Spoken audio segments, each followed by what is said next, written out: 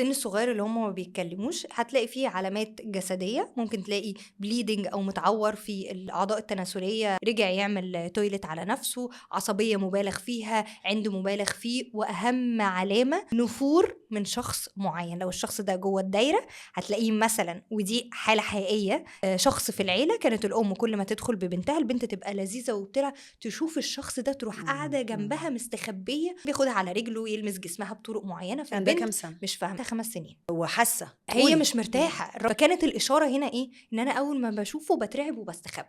في كيس تانية كانت عندي، البنت كانت دايمًا بتروح لبيت الجيران تلعب ومبسوطة، فجأة بقت تعيط وتصوت مجرد ما يجيبوا سيرة إن إحنا رايحين نزورهم، فطلع الأخ الأكبر بيتحرش بالبنت. بالنسبة للكبار بقى، رفض بقى إن هو يروح مدرسة، مستواه اتأخر جدًا، رفض يشارك في أي أنشطة اجتماعية، بقى عنده فضول مبالغ فيه، بقى يعمل العادة السرية وبيرسم أوضاع معينة.